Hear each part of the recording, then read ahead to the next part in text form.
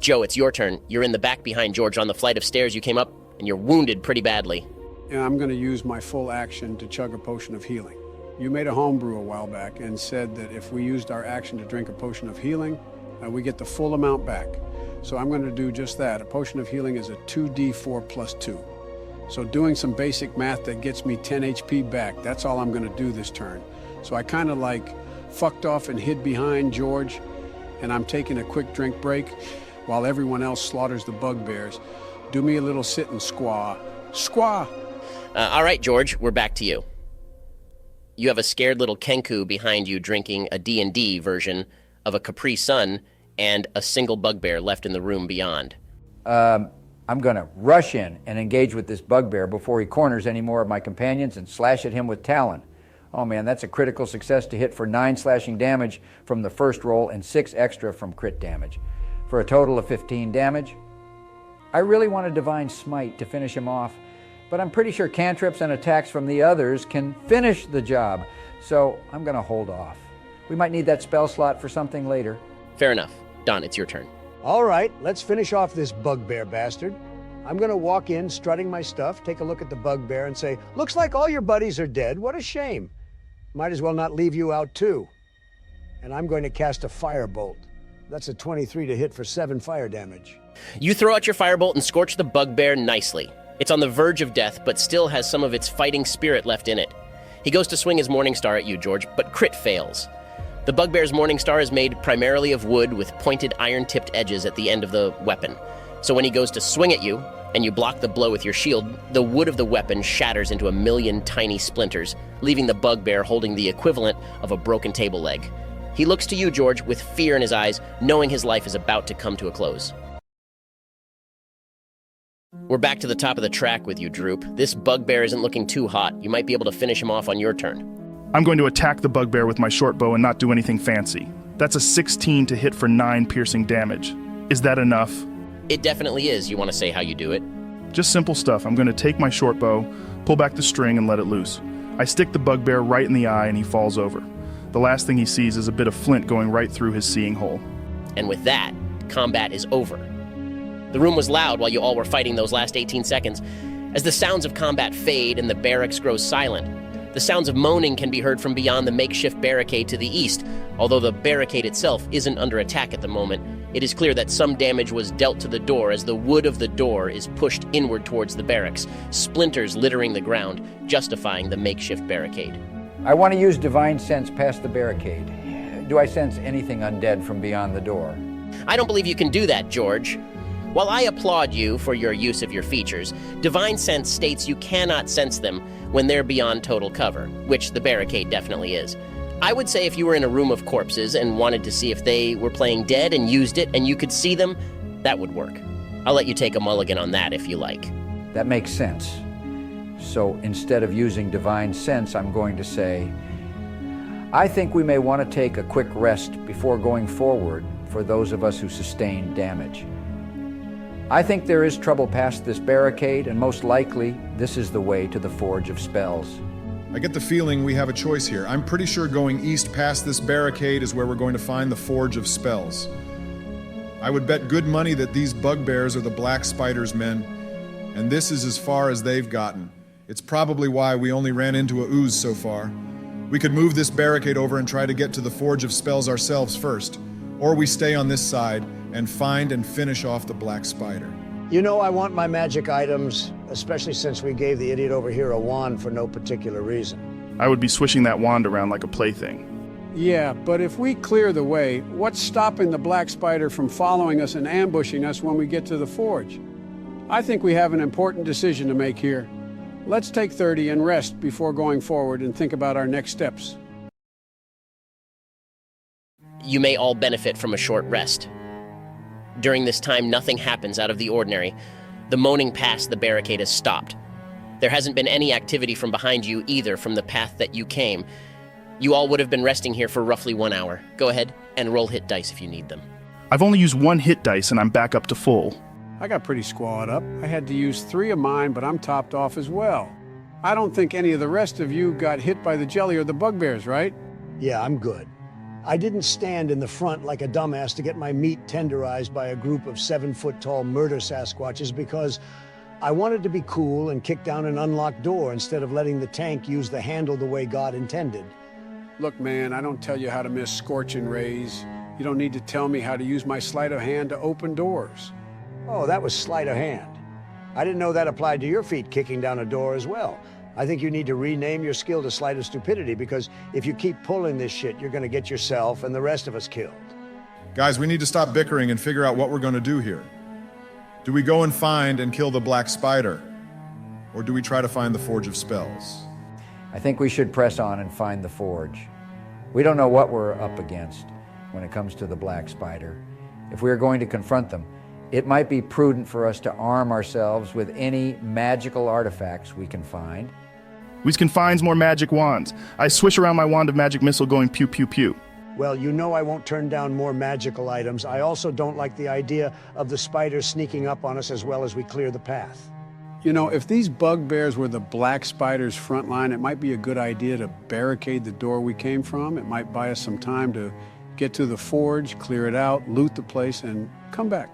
That's assuming this is the only path to the Forge. But I don't think it's safe for us to be scouting this place out to make sure that's accurate. I think we should do your idea, Joe. Let's barricade the door we came from and press on. I can get behind that. Then it's settled. Let's move this table and a few other things to the door behind us. It takes roughly 20 minutes, but you all successfully barricade the door you entered into the barracks from. The door to the east looks damaged. Splinters scatter the ground as it seems to have been attacked from the other side. All is quiet for now, however. How would you all like to proceed? I think I will lead us out going east through that door. This time, Joe will stay in the back. Yeah, I learned my lesson. I won't kick down doors unless someone tells me to, damn it. You open the door going east and it creaks eerily as you do. The light from the barracks fills the next chamber, which is almost void of light other than a green glow within the chamber. A blast furnace and a mechanical bellows powered by a water wheel dominate this large chamber. The furnace is cold and dark, but heaps of coal are piled nearby, along with carts full of unrefined ore. The water wheel sits in a 10-foot wide channel cut into the floor of the room, but the channel is dry. Passages exit to the west, south, and east. The empty channel exits to the north and east. More than a dozen withered corpses are scattered around the room. These slain dwarves and orcs are still wearing the remnants of their armor. Floating above them is a skull engulfed in green flame. The skull is animated with magical green fire and seems to be guarding the area. It hasn't taken notice of you all yet, as it is patrolling beyond some of the machinery, partially obstructing your line of sight. I definitely want to use my divine sense here before we get into the thick of it. You most certainly can. Upon using your divine sense, you can sense that 8 of the corpses lying still on the ground are actually undead zombies. You could assume they are waiting for prey to come by, pretending to be a normal corpse. The floating green skull is definitely undead, but that could be discerned without the divine sense. Anyone can give me an Arcana or religion check to get more information on the floating skull if they like. I want to try that check. I rolled a 16 on religion. Same, but I'm gonna do Arcana. I got a 16 as well. Between both of your checks, you know that this creature is called a flame skull. They are typically created from the corpses of dead wizards and are used as guardians to protect a dungeon or chamber of some kind. They are an undead abomination that have the power of rejuvenation. Once defeated, unless they have their remains sprinkled with holy water or have the spells dispel magic or remove curse cast on the remains, they will come back alive again in 1 hour. They are known to use dangerous fire magic. You should be grateful that there is only one in this chamber to be reckoned with. Fuck. All right, can we sneak up and get the drop on this flame skull? I know there's a bunch of zombies out there, but that big flaming bastard is our biggest hurdle.